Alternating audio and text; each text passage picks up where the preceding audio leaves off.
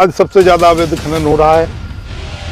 आज सबसे ज्यादा जमीनों पर कब्जे हो रहे हैं। मुसलमान तुम्हारे ऊपर हमला बोल देंगे, मुसलमान तुम्हारे घरों पे कब्जा कर लेंगे। पाकिस्तान को बड़ी प्रसन्नता होगी। गुंडा है, सपा वाले गुंडा हैं या भाजपा वाले गुंडा हैं, ये तो पता लग जाएगा अभी चुनाव के परिणाम। बड़े बड़े गुंडे, बड़े बड़े माफिया, बड़े बड़े अपराधी जो भारतीय जनता पार्टी में है, वो सीना तान के शहर में घूम रहे हैं। नमस्कार, मेरा नाम है अमित सोनी और आप देख रहे हैं हमारा खास कार्यक्रम खास मुलाकात। आज की मुलाकात में हमारे साथ बुंदेलखंड के कद्दावर नेता, समाजवादी पार्टी के पूर्व सांसद डॉक्टर चंद्रपाल सिंह यादव जी हैं। सर, बेहद स्वागत है आपका हमारे कार्यक्रम में। नमस्कार, धन्यवाद। सर, चुनावी माहौल चल रहा है, प्रचार आज शाम को थम जाएगा, क्या स्थिति? आप बहुत मेहनत। देखिए, जो झांसी ललितपुर के लोकसभा क्षेत्र का चुनाव है, बहुत ही मैं समझता हूँ बहुत रोचक चुनाव है इस समय। एक तरफ बहुत पैसे वाले लोग हैं, उद्योगपति हैं और मौजूदा सांसद भी हैं। दूसरी तरफ ऐसे लोग हैं जो जनता के संसाधनों से ही चुनाव लड़ रहे हैं। मैं समझता हूँ कि इस चुनाव में जनता बहुत मौजूदा सत्ता से बहुत आक्रोशित, उनका आक्रोश थम नहीं रहा और वो अपने आक्रोश के कारण इस बार गठबंधन के प्रत्याशी को वोट करेंगे। दूसरी तरफ जो हमारे माननीय सांसद जी हैं, उनकी उपलब्धता जनता के बीच में नहीं है।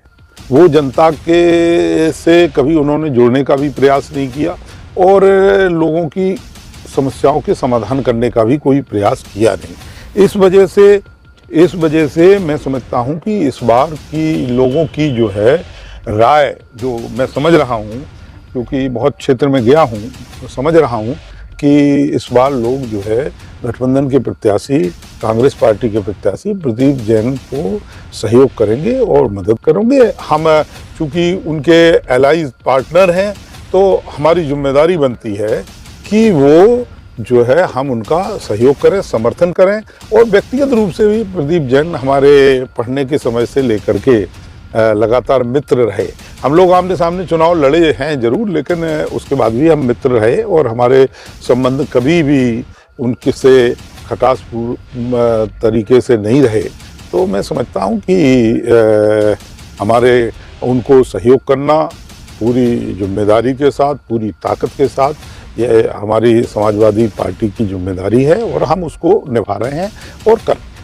आप जब ग्राउंड जीरो पर जा रहे हैं, जनता से मिल रहे हैं, तो लगातार ऐसी कौन सी समस्या हैं जिनको लेकर के वो एक बार बदलाव की ओर जाना चाहते हैं? देखिए, हमने आपको बताया कि जो सत्ता है, सरकार है, 10 साल हो गए और 10 साल में सरकार ने जनता के बीच में जो वादे किए, जैसे आम जनता से कहा 2014 में कि आपको हम 15-15 लाख रुपए आपके खातों में दिलवा देंगे, लोग बड़ी आकर्षित हुए, मिल जाएंगे। बेरोजगार लोग कहा, आश्वासन दिया कि 2 करोड़ लोगों को नौकरी देंगे। नौकरियां देने की बात दूसरी, वो पद ही समाप्त हो गए। आज की तारीख में आप जानते हो कि आउटसोर्सिंग के माध्यम से जो है लोगों से काम लिया गया। आउटसोर्सिंग का काम किनको दिया गया? जो आसपास, उनके सत्ता के आसपास जो ठेकेदार घूमते हैं, उनको आउटसोर्सिंग का काम दे करके। और तो नौजवानों की जो प्रतिभा है, जो हुनर है, उसका दुरुपयोग हो रहा है। बिचौलिए उनकी हुनर की कमाई को खा रहे हैं। तो एक तरफ ये है, दूसरी तरफ थोड़ा बहुत अगर कहीं वैकेंसी निकलती भी है, आप देखते पर्चा आउट हो जाता है। पर्चा आउट भी आप बताओ कौन कर सकता है? पर्चा आउट भी सत्ता के इर्द गिर्द रहने वाले ही लोग पर्चा आउट करते हैं। कोई अपोजिशन का आदमी या आम पब्लिक का आदमी पर्चा आउट नहीं कर सकता। पुलिस की भर्तियां हुई, पुलिस की भर्तियों की जो परीक्षा होना थी, उसका पर्चा आउट हो गया, सारी भर्तियां कैंसिल हो गई।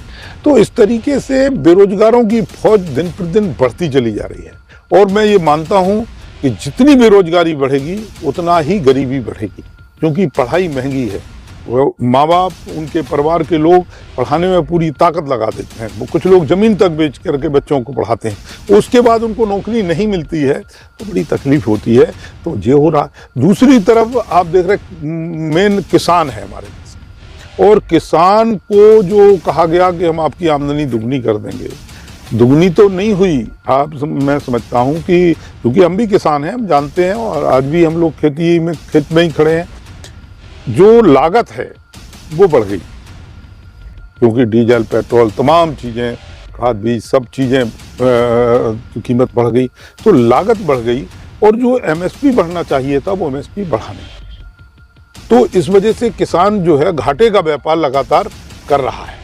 और आपको हम बताएं कि किसान जो है जो आंदोलन करते हैं, जो अभी पिछले दिनों आंदोलन चला, तो आंदोलन में क्या हुआ वो सबको पता है कि पूरे देश के किसान इकट्ठे हुए, तमाम उनकी दीवारें खड़ी कर दी गई, पत्थर डाल दिए गए, और उनको 4 महीने तक किसी ने पूछा नहीं। सर्दी के समय में 700 लोग मर गए। तो किसान जो है बुरी तरीके से, किसान भी नाराज है। और लोकल में हमने बताया कि हमारे सांसद जी उपलब्ध नहीं हो पाते हैं, और लोगों जो जनप्रतिनिधि चुनते हैं उनको ये रहता है कि जनप्रतिनिधि हमारे पास हो, हमारी अच्छे बुरे में हमारा साथ दे। कभी कोई उत्पीड़न कर रहा है, पुलिस का उत्पीड़न हो रहा है, कोई सामंतवादी व्यक्ति हमें दबाने का प्रयास कर रहा है, तो हमें अपने जनप्रतिनिधि से अपेक्षा होती है। हमारी समस्याएं हैं पानी की, बिजली की, सड़क की, जो भी है, अगर हमारा जनप्रतिनिधि हमें मिलेगा तो हम अपनी समस्याओं के बारे में बताने का प्रयास करेंगे। तो ये सब चीज़ें जो है होना चाहिए, लेकिन हमारे जनप्रतिनिधि उपलब्ध नहीं हो पाते। इस वजह से भी लोगों में काफ़ी हद तक मैं समझता हूँ कि अब देखिए, करने को तो है। भारतीय जनता पार्टी के लोग भी पूरी तरीके से सहमत नहीं हैं, और भारतीय जनता पार्टी के लोग भी मैं समझता हूँ कि गठबंधन प्रत्याशी के जीतने की अब मदद तो नहीं कर पा रहे होंगे, क्या मदद कर पाएंगे, लेकिन भगवान से जरूर प्रार्थना कर रहे हैं बहुत से लोग कि गठबंधन का प्रत्याशी जीत जाए। अच्छा, हम राजीव पारीक्षा जी जो कि बबीना के विधायक हैं, उनका इंटरव्यू कर रहे थे, तो उन्होंने जो आपके गठबंधन के प्रत्याशी हैं प्रदीप जैन जी, उनके लिए कहा कि वो हमारे काफ़ी अच्छे मित्र हैं, अच्छा उनका व्यवहार है। तो चुनावी दरमियान जब लोकसभा चुनाव का बिल्कुल पीक चल रहा है, कुछ दिनों बाद यहाँ पर वोटिंग होनी है, ऐसे में उनका ये बयान देना कहीं ना कहीं ये साबित नहीं करता कि वोटर किस तरफ को जाए, क्योंकि छोटी छोटी चीज़ें होती हैं, वो बयान से ये समझ में आता है कि क्या कुछ होने जा रहा है। तो क्या अंतर्मन में ये चल रहा है क्या? तो देखिए, हमने आपको एक इशारा किया है, मुझे पता नहीं कि वो तो वही बता सकते हैं क्या उनके मन में है, लेकिन हमने इशारा किया है। हमने आपको कहा है जो कि मदद कौन कर रहा है, कौन नहीं कर रहा, मुझे पता नहीं, लेकिन भगवान से ज़रूर ये प्रार्थना कर रहे हैं कि भगवान भारतीय जनता पार्टी हार जाए और गठबंधन का प्रत्याशी जीत जाए। ये भारतीय जनता पार्टी के बड़े बड़े पदाधिकारी और बड़े बड़े नेता भी कर रहे हैं। अच्छा, मूलभूत यहाँ की सुविधाओं की अगर बात करें, सड़क, बिजली, पानी, रोजगार, तो ये चीज़ें बीते हुए 10 सालों में चूँकि भारतीय जनता पार्टी के कैंडिडेट रहे हैं, चाहे दीदी उमा भारती हो चाहे अनुराग शर्मा जी, तो ऐसे में इन लोगों ने इस पर कितना काम किया, जनता कितनी संतुष्ट है? देखिए, हमने अभी आपको बताया, यही कारण है, केवल यही कारण है कि इसी कारण से लोग असंतुष्ट हैं। कोई काम नहीं हुआ, ग्राउंड जीरो पे कोई काम नहीं हुआ। जनता इस बात को महसूस करती है कि 10 साल से, पिछले 2014 से लेकर के आज तक लगातार ठगे जा रहे हैं।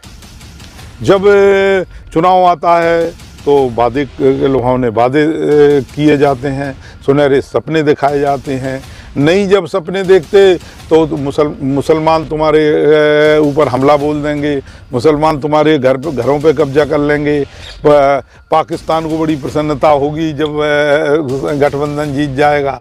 इन बातों में लोगों को गुमराह करने का प्रयास कर रहे हैं, लेकिन मैं समझता हूँ कि ये बातें अब चलने वाली नहीं हैं। जनता अच्छी तरीके से समझ गई है कि वोट पाने के लिए ये सब बातें की जाती हैं, हमें मतलब एक दबाव का माहौल बनाने का प्रयास किया जाता है।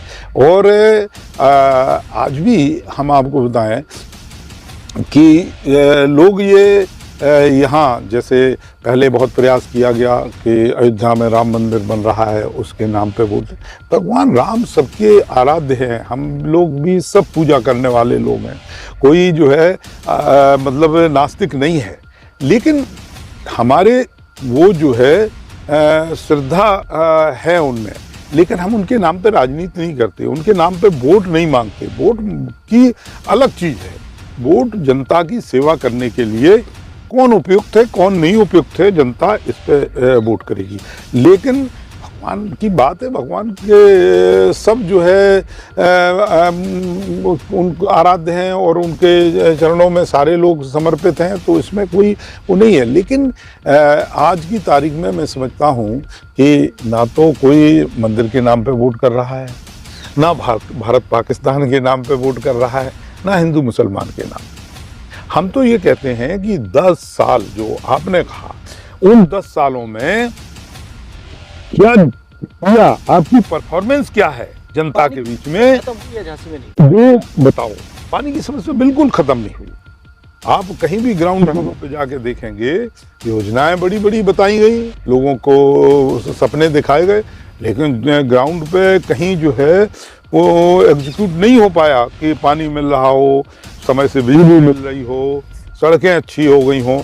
अब देखो, आपको बताएं 2012 से जब माननीय अखिलेश यादव जी मुख्यमंत्री थे, सिपरी बाजार का फ्लाईओवर, हम विशेष रूप से हमारे पत्रकार भाई थे सर्किट हाउस में, तो उन्होंने कहा आज ये तय होना है कि अंडर ब्रिज बनाया जाए कि ओवर ब्रिज बनाया जाए। तो पत्रकारों ने कहा कि ओवर ब्रिज बनाया जाए, तो उन्होंने कहा आपके ही सामने स्वीकृत, और देखो उन्होंने बना करके खड़ा किया। भले ही उन्होंने अपने पूज्य पिताजी का नाम लिखवा लिया, वो अलग बात है, लेकिन बनवाया अखिलेश यादव जी ने, हम लोगों के प्रयास से बना। ये पूरी झांसी जानती है। जो यहाँ का सैनिक स्कूल है, अखिलेश यादव जी की देन है।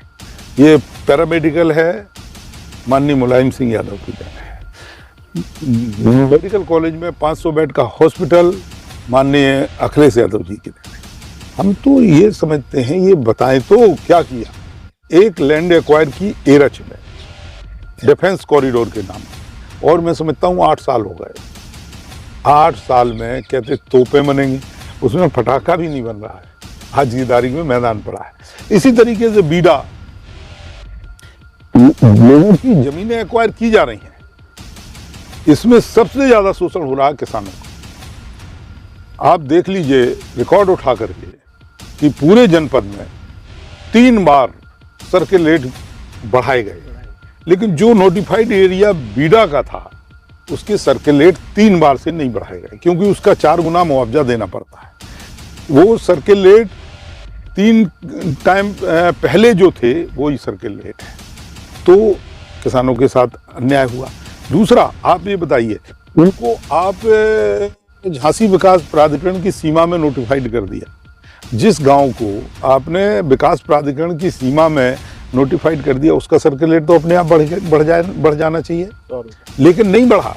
वो जो था वही है। तो हमारा कहने का मतलब ये है, किसानों के साथ अन्याय हो रहा है, और किसान की जमीन, योजना अच्छी है, हम भी इस बात से सहमत है। अगर बीडा आएगा तो निश्चित रूप से लोगों को रोजगार मिलेगा, काम होगा, लेकिन धरातल पे तो उतरे। आपने पिछले बार सुना था कि 60 लाख करोड़ का इन्वेस्टमेंट आने वाला है यूपी में, कोई बताए तो 60,000 करोड़ का आया हो। कहीं यहाँ जो है कोई 100 करोड़ का इन्वेस्टमेंट नहीं हुआ झांसी में, जहाँ बीडा का जो है वो हो रहा है। तो ये केवल जमीनें एक्वायर हो रही हैं, धरातल पे इनका कोई असर नहीं है, ना कुछ करने वाले हैं। एक भी एप्लीकेशन अभी इन्वेस्टमेंट के लिए मैं समझता हूँ नहीं है इनके पास, बेचारा नहीं कि कोई इन्वेस्टमेंट लेके आ रहा हो 1000, 2000, 5000 करोड़ का, कि भाई हम उसको लैंड दे रहे हैं। लेकिन अभी तो केवल जनता की जमीन औने पौने दामों में हथियाने की सरकार की योजना है, वो कर रही है सरकार। जब आपकी सरकार थी तब आप सड़कों की अगर बात कर रहे हैं तो सड़कें उस समय बेहाल थी, बहुत ज़्यादा सड़कें उखड़ी थी, गुंडाराज था, ये तो विपक्ष कह ही रहा है। तो ऐसे में कैसे फेस कर पा रहे होंगे, क्योंकि आपकी सरकार में आपने क्या किया था? हमारी सरकार में कानून का राज्य था, कहने की बात कोई भी कहे। आज की तारीख गुंडाराज उनका कहना है, लेकिन आज आप भी तो देखिए, आप इंडिपेंडेंट एजेंसी हैं, आप देखिए आज सबसे ज्यादा अवैध खनन हो रहा है, आज सबसे ज्यादा जमीनों पे कब्जे हो रहे हैं, प्लाटों पे कब्जे हो रहे हैं, गरीब आदमी बोल नहीं पा रहा है, एफआईआर लिखाने जाता है, प्रशासन एफआईआर नहीं लिखता है। तो आज जो गुंडागर्दी हो रही है वो कभी हुई नहीं, अभी तो कोई सुना ही नहीं। कानून और व्यवस्था की, लॉ एंड ऑर्डर की बात कर रहे हैं। लॉ एंड ऑर्डर केवल ऑर्डर ही ऑर्डर है, लॉ तो कहीं है ही नहीं। लॉ तो फॉलो कोई करता ही नहीं। लॉ फॉलो करेंगे तो निश्चित रूप से लोगों को न्याय मिलेगा, लेकिन न्याय नहीं मिल रहा, लोग परेशान हैं और उसका परिणाम आएगा। भाई कौन गुंडा है, सपा वाले गुंडा हैं या भाजपा वाले गुंडा हैं, ये तो पता लग जाएगा अभी चुनाव के परिणाम में। नहीं, अब चूंकि गुंडा राज इसलिए कहा जाता था, पहले क्राइम ज़्यादा होता था यूपी में, अब क्राइम की जो रेट है वो थोड़ी सी कम। आप FIR नहीं लिखो, जीरो FIR रहेगी तो बिल्कुल ही खत्म हो जाएगा।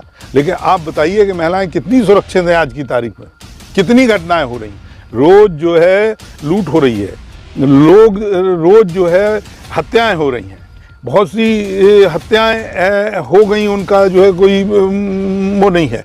तो जब आप FIR नहीं लिखेंगे, हत्या भी हो गई, आप FIR नहीं लिख रहे, आप लोगों की बात नहीं सुन रहे, तो क्या आपका जो रेट है वो तो कम हो गई। लेकिन जब हमारी सरकार थी, अखिलेश यादव जी की सरकार थी, तो कोई भी व्यक्ति FIR लिखाने का उसका अधिकार है, कोई भी जाता था उसकी FIR लिखी जाती, कोई भी व्यक्ति कहेगा उसकी सुनी जाती। लेकिन आज की तारीख में कोई सुन ही नहीं रहा। आज आप देख लीजिए, चुनाव होने जा रहा है परसों को, एक लाल कार्ड इशू किया गया है, रेड कार्ड, केवल समाजवादी पार्टी के लोगों को रेड कार्ड इशू किया गया। बड़े बड़े गुंडे, बड़े बड़े माफिया, बड़े बड़े अपराधी जो भारतीय जनता पार्टी में है, वो सीना तान के शहर में घूम रहे हैं, बूथ पे भी रहेंगे। केवल समाजवादी पार्टी के लोगों को डराने के लिए, हतोत्साहित करने के लिए रेड कार्ड दिया। घर गांव में पुलिस जाती है, 10-10 गाड़ियां इकट्ठी जाती हैं रेड कार्ड देने के लिए। तो ये दबाव बनाने का प्रयास। लेकिन हम एक बात बता दें, लोकतंत्र में विश्वास है, समाजवादी डरने वाला नहीं है। लाल कार्ड दे दो चाहे पीला कार्ड दे दो, कोई भी कार्ड दे दो, हम ईमानदारी से वोट डलवाने का प्रयास करेंगे और ईमानदारी से अपने प्रत्याशी को जिताने का प्रयास करेंगे, पूरी ताकत लगाएंगे। कोई कुछ, प्रशासन बहुत प्रयास कर रहा है। आज के दिन जो है अनुमति मांगी कि हम अपना रोड शो करना चाहते हैं, नहीं दी। भारतीय जनता पार्टी के प्रत्याशी को अनुमति दे दी सुबह 10 बजे से लेकर 5 बजे तक, पूरे दिन की। और हमारे गठबंधन प्रत्याशी को कह दिया कि चूंकि भारतीय जनता पार्टी का निकल रहा है, इसलिए अब हमेशा ये होता है, जितने प्रत्याशी अप्लाई करते हैं उनके टाइम का को डिस्ट्रीब्यूट कर दिया, मैनेजमेंट किया जाता है या रूट चेंज कर दिए जाते हैं। लेकिन पहली बार है कि जिले का प्रशासन पूरी तरीके से मतलब सत्ता पक्ष के लोगों के एजेंट के रूप में काम कर रहा है, पहली बार है। ठीक है, करेंगे, कोई समय बदलेगा, ऐसा नहीं है, समय बदलेगा और बदलाव की लहर है। कोई इनके दबाव में आने वाला नहीं है, कोई कुछ मानने वाला नहीं है। लोग वोट डालेंगे और गठबंधन का प्रत्याशी भारी बहुमत से जीतेगा। जिस दिन परिणाम आएगा उस दिन प्रशासन की भी आंखें खुल जाएंगी और सत्ता वाले लोगों की भी आंखें खुल जाएंगी। तो लड़ाई आपकी EVM से तो नहीं है कि देखिए, शंका सब है, अच्छा, लेकिन हमारे पास प्रमाण नहीं है, इसलिए मैं उस बारे में कुछ कह नहीं। अच्छा, संविधान बचाने की वो टेक्निक तो नहीं है कि जो भाजपा का वोट बैंक है वो आपकी तरफ? नहीं, ऐसा नहीं है। देखिए, अभी तक जो बातें हुई हैं या जो पार्लियामेंट में चीजें आई हैं, उससे ये महसूस हो रहा है कि संविधान पे निश्चित रूप से हमला होने वाला है। जो 400 पार की बात हो रही है, 400 पार की बात केवल इसलिए हो रही है कि 400 पार के बाद ही 2/3 मेजोरिटी होती है और 2/3 मेजोरिटी नहीं होगी तो संविधान में संशोधन नहीं होगा। जो 400 पार की बात हो रही है वो इसीलिए हो रही है कि 400 पार हम संविधान में चेंज करें। हम जो है, जो इनको दलित, शोषित, पीड़ित लोग हैं, इनको संविधान में सामाजिक न्याय की जो व्यवस्था है, उनको इज्जत और सम्मान देने की व्यवस्था है, या उनके बच्चों को पढ़ाई लिखाई में प्राथमिकता देने की व्यवस्था है, या उनको नौकरियों में आरक्षण देने की व्यवस्था है, पिछड़े लोगों को नौकरियों में आरक्षण देने की व्यवस्था है, उसको कैसे समाप्त किया जाए, कैसे जो है उनको इस सुविधा से वंचित किया जाए, इसलिए ये सब हो रहा है। इसलिए लोगों में आशंका है। क्या होगा क्या नहीं होगा वो तो होने पे ही पता लगता है, लेकिन लोगों में, हम नहीं कह रहे हैं ये कि संविधान बदलने जा रहे हैं, लेकिन लोगों में इस बात की आशंका उनकी एक्टिविटीज देख करके, लोगों में इस बात की आशंका है कि जो 400 पार होगा तो संविधान निश्चित रूप से बदलेगा। इसलिए लोग जो है वोट जो है अब गठबंधन को कर रहे हैं कि गठबंधन जीतेगा तो कम से कम हमारे अधिकार तो सुरक्षित रहेंगे। जातिगत समीकरणों की बात करें तो संविधान को बचाने को लेकर के जो बयान है या संविधान लेकर के जो आपकी रैलियां निकली हैं, उसमें भाजपा का वोट बैंक कन्वर्ट आपके पास हो रहा है क्या? नहीं, 0 पर आप जा रहे हैं तो लोग बता भी रहे हैं। देखिए हमने कहा लोग सजग हैं, लोग सजग हैं, लोग इस बात को महसूस करते हैं कि आशंका व्यक्त करते हैं कि ये कुचक्र है लोगों के अधिकारों को हनन करने का, कहीं ना कहीं चेंज आ रहा है। तो वो जाति और धर्म की बात नहीं है, जाति और धर्म की बात नहीं है। जिन लोगों की सोच दलित, शोषित, पीड़ित, समाज में उपेक्षित जो लोग हैं, उन लोगों के सहयोग के लिए जिनकी सोच है वो आज एक तरफ खड़े हैं। दूसरी तरफ वे लोग हैं जिन्हें पूंजीपति हैं, बड़े लोग हैं जिनको दलित, शोषित, पीड़ित से बदबू आती है, जो पास में नहीं खड़े होने देना चाहते हैं, ऐसे लोग हैं। तो आज जो लोग हैं, लोग फिर महसूस इस बात को कर रहे हैं कि ये कुचक्र हो रहा है, इसलिए हमें अब जो है गठबंधन को वोट देना चाहिए। गठबंधन को वोट देंगे तो हमारी मदद हो सकती है। नेताजी, आप जहाँ जा रहे हैं रैलियों में भारी संख्या में जनसैलाब आपके साथ चल रहा है, लेकिन हर बार ऐसा होता है कि वो वोट में कन्वर्ट नहीं हो पाता। इस बार क्या स्थिति लग रही है आपको? नहीं, देखिए अब हमारा प्रयास रहता है और हम प्रयास कर रहे हैं। मैं समझता हूँ कि ग्राउंड भी लोग वोट करने के प्रयास में हैं। हमने बताया कि सत्ता पक्ष के लोग दबाव डाल रहे हैं, टेलीफोन कर रहे हैं, धमका रहे हैं, डरा रहे हैं। प्रशासन भी पूरी ताकत लगाए हुए है। किसको डरा रहा है? वोटर्स को, गांव के जनप्रतिनिधि प्रधान को, बीडीसी के मेंबर्स को। तुम्हें प्रधानी नहीं करना है, अगर प्रधानी करना है तो सत्ता के साथ जुड़ो। ये तो आपकी सत्ता में होता था। नहीं, हमने कभी ऐसा काम नहीं, ना हम ऐसे इसमें विश्वास रखने वाले लोग हैं, ना इससे कोई फायदा हो। इससे कोई फायदा नहीं होता। वो कर जरूर रहे हैं, उनको भी फायदा नहीं होगा, हम ये गारंटी से कह सकते हैं। तो ये सपा की स्टाइल में चुनाव लड़ रहे हैं क्या? नहीं, सपा ने कभी ऐसा किया ही नहीं, सपा ने कभी नहीं किया। लेकिन हम, क्योंकि हम जानते हैं कि इससे कोई फायदा नहीं, इन सब बातों से कोई फायदा होने वाला नहीं है, इससे नुकसान होता है। ललितपुर में देखा, ललितपुर में प्रत्याशी यहाँ के गए थे, ललितपुर कुआ गांव, बानपुर थाने के अंतर्गत कुआ गांव है। एक नौजवान ने केवल ये पूछ दिया कि यहाँ बेरोजगारों को नौकरी देने के लिए आपने इस क्षेत्र में क्या किया। उस पर थोड़ा वार्तालाप हुई, उनने जाकर के थाने में FIR करवा दी, उसको गिरफ्तार करवा दिया, उसकी पिटाई करवा दी। तो इससे थोड़ी कोई आपको फायदा हो गया कि वो डर गए। डरते नहीं ये लोग, उससे तो उल्टा रिएक्शन हो। बुंदेलखंड में जहाँ जहाँ रैलियों में जा रहे हैं, एक बार फिर प्रश्न में आप वही पूछ रहा हूँ कि ऐसा लग रहा है जैसे चुनाव आप लड़ रहे हैं, प्रदीप जैन साहब नहीं लड़ रहे हैं। नहीं, देखो, क्योंकि रैलियों में आपकी जनता थी, हम लोग ग्राउंड जीरो पे थे, हम लोगों ने जनता से जितनी बात की वो आपको पसंद करने के लिए आए थे, अखिलेश जी को देखने आए थे। नहीं, कांग्रेस के लोग हमें देखो ये सही है कि मैं खुद उम्मीदवार था, चुनाव लड़ना चाहता था, लेकिन चूंकि गठबंधन बना तो किसी न किसी को त्याग करना पड़ा उनके खाते और सीट उनके खाते में चली। लोगों ने हमें इस बात के लिए भी अप्रोच किया था कि आप लड़िए और बात की जाएगी, ये किया। हमने कहा नहीं, अगर हमारे राष्ट्रीय नेतृत्व ने कुछ सोच करके ही किया होगा, राष्ट्रीय नेतृत्व ने कुछ सोच विचार के सीट कांग्रेस पार्टी को दी है, उनको 17 सीटें दी हैं, 17 देना थी, ठीक है, हम उनके आदेश का पालन करेंगे, हम उनके लिए करेंगे। तो हमने जैसे बताया कि एक तो गठबंधन का धर्म है, दूसरे हम लोग लंबे समय से स्टूडेंट लाइफ से, वो भले ही कम्युनिस्ट पहले कम्युनिस्ट में थे, फिर वो कांग्रेस ज्वाइन की, उसके बाद भी जो है हम लोगों की मित्रता लगातार चलती रही। आपको ये याद नहीं होगा, 2004 में जब पार्लियामेंट लड़ रहे थे तो बाई इलेक्शन असेंबली हो रहा था, तो प्रदीप जी बाई इलेक्शन लड़ रहे थे असेंबली का और पार्लियामेंट हम लड़ रहे थे। झांसी की जनता ने हमें पार्लियामेंट के लिए पसंद किया था, प्रदीप को MLA के लिए, दोनों जीते थे। नेताजी, जैसे आप ललितपुर भी जा रहे होंगे, तमाम जगहों पर जा रहे हैं, इस बार जनता क्या मूड बनाए है? क्योंकि विपक्ष तो कह रहा है कि हम 5 लाख से ऊपर की, झांसी लोकसभा की बात कर रहा हूँ मैं, कि 5 लाख से ऊपर तक की जीत हासिल करेंगे। आपको क्या लगता है? आप देखो, एक बात बताएं, हाँ, हम लोगों का प्रयास है। हम लोग चुनाव जीतने के लिए लड़ रहे हैं और हम जो समझ रहे हैं कि इस बार जो 5 लाख की बात कर रहे हैं, उनके हाथ से सारी चीज़ें निकल चुकी हैं। अब जनता गठबंधन प्रत्याशी प्रदीप जैन को पसंद कर रही है, उनके पक्ष में है, उनको वोट देना चाहती है और मैं विश्वास के साथ कह सकता हूं, जो हमें भरोसा है, बाकी तो परिणाम आने के बाद ही पता लगेगा, कि 4 तारीख को गठबंधन का प्रत्याशी भारी बहुमत से जीतेगा। लोग आश्चर्यचकित होंगे कि इतना वोट कहाँ से मिला है। मैं दीप नारायण सिंह पूर्व विधायक जी की बात करना चाहता हूँ।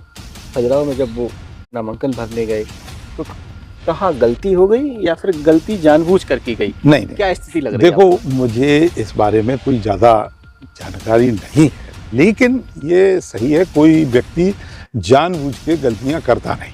वो तो बहुत अनुभवी है, फिर ऐसा कैसे हो गया? अब क्या छूट गया होगा इत्तेफाक से, जो भी कारण हो, लेकिन कोई व्यक्ति जानबूझ के जो चुनाव लड़ता है, जानबूझ के गलतियां करता नहीं है कि जानबूझ के कोई गलती करे। बाकी वो ज़्यादा डिटेल में आपको समाजवादी पार्टी के खेमे में एक बात चल रही है कि जानबूझकर ये गलती की गई। उसके बाद फिर जब सभाओं में वो पहुंचे तो अखिलेश यादव जी ने उनको ज़्यादा लिफ्ट नहीं मारी और मंच से थोड़ी सी दूरी बनाकर वो रखे। जैसे हेलीकॉप्टर में बैठ के भी आप हेलीकॉप्टर में बैठ के आए थे और वो नहीं आए इस बार। तो नहीं, ऐसा क्या लग रहा है, कुछ नहीं, मतभेद चल रहे हैं? नहीं, ऐसा कुछ नहीं है। पार्टी में जो तो ऐसी बातें नीचे के लोगों को समझ में आती हैं, ऐसा। अच्छा, कोई अपील आप करना चाहें? बस हम यही केवल वोटर से, आप लोगों के माध्यम से ये निवेदन करना चाहते हैं कि आम वोटर्स को ये एक मौका है कि वो अपने वोट के द्वारा अपनी जो इच्छा है उसको उजागर कर सकते हैं, अपनी इच्छा का जनप्रतिनिधि चुन सकते हैं, अपनी इच्छा की सरकार बना सकते हैं, अपने बच्चों का भविष्य देख सकते हैं। हम चाहते हैं कि हमारा लोकतंत्र मजबूत रहे, हमारे देश का संविधान मजबूत रहे, हमारे गांव के गरीब किसानों को, बेरोजगारों को, तमाम लोग हैं, उनको न्याय मिले। इसके लिए हम चाहते हैं कि सभी लोगों से कि गठबंधन प्रत्याशी उपयुक्त हैं, इसलिए गठबंधन प्रत्याशी को आप लोग हाथ के पंजे पर सहयोग करें। उसी में अखिलेश यादव की ताकत बढ़ेगी, उसी में गठबंधन प्रत्याशी जो होंगे उनके नेता राहुल गांधी जी, उनकी ताकत बढ़ेगी और इस देश का लोकतंत्र मजबूत होगा। इसलिए हमारी आप सबसे अपील। धन्यवाद। तो देखिए, ये है डॉक्टर चंद्रपाल सिंह यादव, समाजवादी पार्टी के कद्दावर नेता हैं और पूर्व सांसद भी हैं। इन्होंने हमारे तीखे सवालों का सीधा सीधा जवाब दिया। आप देखते रहिए टाइम समाचार। नमस्कार। Thank you.